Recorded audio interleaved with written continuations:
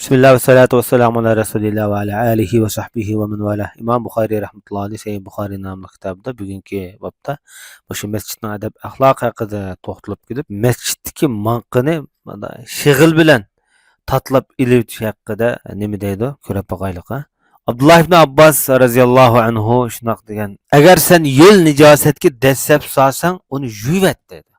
Agar quruq bo'lsa, quruq nijosatga dasab solgan bo'lsang, unda qilmasang bo'ldi" dedi. Masalan, shu ig'illarga kirib qolganda yoki shu tizaklarga dasab qolgan ahvolasida quruq bo'lsa, u kerak yo'q. Masalan, to'pa yoki surkilish orqali boshqa to'plarga, tuproqlarga daslash orqali yo'qolib ketadi, uning izi qolmaydi. Ammo yo'l nijosatga dasab solganida uni yuvitishing kerak deb Abdullah ibn Abbos shunday degan. Demak, bu undaqda Abdullah ibn Abbosniki fatvo ko'z qarashi bo'ldi bu yerda. Bu 408 ve 409 numaralı hadis. Bu hadisi bir yerde İmam Bukhari rahmetullahi aleyh ikki raviyninki hadisini bir yak bağlagan bo'lsa kerak. Şoňlaşqa buni bir hadisga 2 numara qo'yilibdi bu yerda. Bu hadisda hamda Musa ibn İsmail hadis so'zlab bergan edi deydi İmam Bukhari.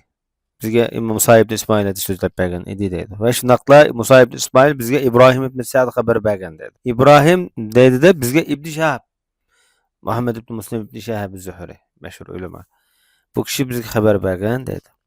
Bu kişi Humayd ibn Abdurrahman'din. Hem Humayd ibn Abdurrahman iki sahabeler rivayet kılgan. Biri Abu Sa'id el-Hudri, biri Abu Hureyre radıyallahu anhu rivayet. Biri Ansari, biri Muhacir. Demedi. Abu Hureyre radıyallahu anhu ve Abu Sa'id el-Hudri bu Humayd ibn Abdurrahman'a sözlep bergan ekan da.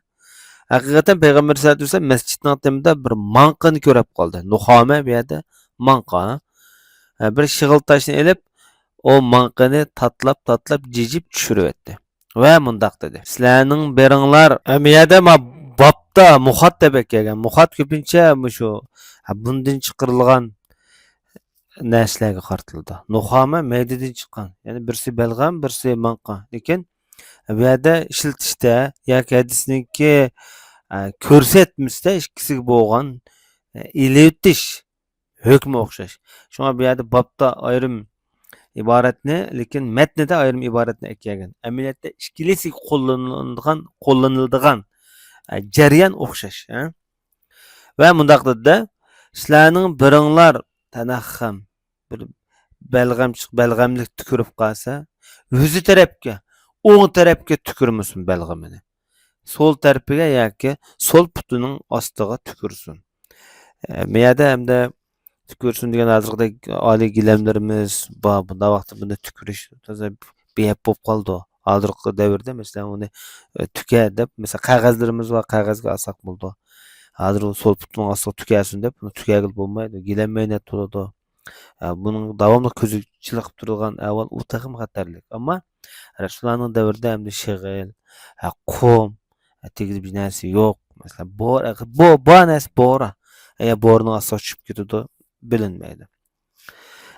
Yana birsi hamda bu yerda bir hadisga ilingan muhim nuqta, sol taraf a'zo, mayli sol qo'l bo'lsin, mayli sol put bo'lsin, mutazillik narsalarga ishiltildi demakchi. Shunga buni qaqqan vaqtidami, ish qilgan vaqtidami, sol qo'lni ishiltish afzal deyishki bo'ldi bu yerda. Ham tövendagi babda İmam Buxoriy rahmetullahi alayh o'ng tarafiga namozda turib, o'ng tarafiga tukirmisin deb shunaq. Bu 410 va 411 hadis. Bu hadisda İmam Buxoriy rahmetullahi alayh bizga Yahya ibn Bukayr hadis so'zlab bergan dedi. Bu zot dedi bizga Lays hadis so'zlab bergan dedi. Lays Uqayldan, Uqayl ibn Shahabdan. İbn Shahab Humayd ibn Abdurrahmandan.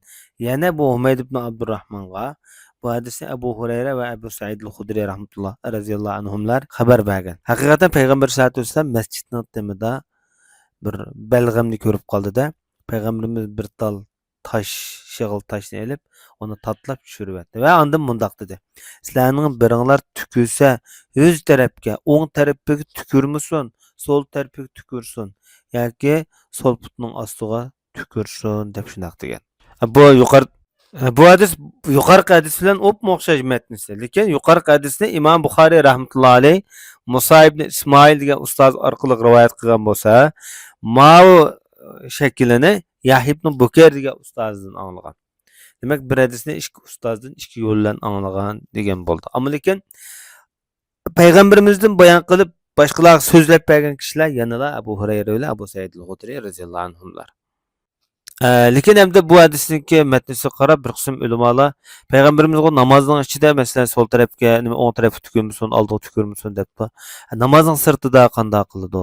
Lekin Imom Navoiy rahmatullohi alayhi har qanday holatda namozning ichida bo'lsin, namozning tishida bo'lsin, tukirishga bo'lmaydi o'ng tarafga, oldi tarafga degan. Mayli masjidda bo'lsin, mayli masjidning sirtida bo'lsin. Bu Imom Navoiyniki ko'z qarashi. Chunki hamda sahobalarning ichida masalan Abdulloh ibn Mas'ud o'ng tarafga namozda bo'lmagan ahvol ostidami o'ng tarafga tukirishni makruh deb qaragan. Hatto Muaz ibn Jabal radhiyallohu anhu musulmon bo'lgandan beri deydi. Men o'ng tarafimga tukirdim deydi. Bu bunayt o'lqi payg'ambarimizning so'ziga bo'lgan bo'ldiki e'tibori va adab ixlosi ajoyib tasvirligisiz sahobalarning. Hatto Umar ibn Abdulaziz o'ziniki o'g'lini o'ng tarafga tukirishni cheklagan. Mayli namoz ichida, mayli namozning sirtida mutlaq cheklaganligi bilinib turadi. Bu bir islomdagi bir adab qoida. Hamda 412 nomerli hadisda Imom Buxoriy rahmatullohi alayhi bizga Habs ibn Umar hadis so'zlab bergan dedi. Bu kishi deydi bizga Shu'ba hadis so'zlab bergan deb bo'lib va bu zot yana menga Qatada hadis so'zlab bergan edi dedi. Qatada mundaq dedi, men Anasdan anglagan edim. Hazreti Anas ibn Malik radhiyallohu anhu. Bu ravilarning hammasini tarjimalar boshda o'tganlar. Bu zot dedi Anas ibn Malik Payg'ambar alayhissalatu vassalam shundoq degan. Sizlarning biringlar dedi. O'ng tarafiga, oldi tarafiga tukirmisin. Lekin so'l tarafiga putining ostiga tukirsa bo'ldi. Mana bu bo'zoq degan bu tuprik, bo'soq degan bu tuprik, mana bu tafil deganimiz hamda deb bundaqlik chachirtib turib tukirishning o'zini degan maqsad qiladi. Tuvandagi bobda Imom Buxoriy rahmatullohi alayhi so'l tarafiga yoki so'l putniki ostiga tukursin degan bob haqida to'xtalyapti. Bu 413-nomerli hadis. Bu hadisda Imom Buxoriy rahmatullohi alayhi bizga odam hadis so'zlab bergan edi deb shunaq deydi. Odam bizga Shu'ba hadis so'zlab bergan deydi. Shu'ba bizga Qatada hadis so'zlab bergan edi deydi. Qatada bo'lsa Anas ibn Malik radhiyallohu anhuning mundaq deganlikni anglagan edim deydi. Payg'ambar alayhissalatu vassalam shundoq deganda, haqiqatan mu'min musulmon odam namozlik vaqtida o'zining Parvardigori bilan so'zlashadi. Shunglashqa oldig'imi tukirmisin namoz o'qigan odam. O'ng tarafigami tukirmisin. Lekin so'l tarafi va putining osti bo'lib qolsin mayli deb shundoq degan. Endi 414-nomerli hadisda Imom Buxoriy rahmatullohi alayhi bizga Ali hadis so'zlab bergan dedi. Bu Imom Buxoriyning buyuk ustozi Ali ibn Madini ko'p qatim o'tgan. Bu zot dedi bizga Sufyon hadis so'zlab bergan. Sufyon ibn Uyayna bo'lish kerak. Bu zot dedi bizga Zuhri hadis so'zlab bergan edi dedi. Zuhri Humayd ibn Abdurrahmondan bu kishi Abi Said al-Xudri radhiyallohu anhu buyuk ansari sahaba. Haqiqatan payg'ambar alayhisolatu vasallam masjidning qibla tomda bir balg'amni ko'rib qoldi-da.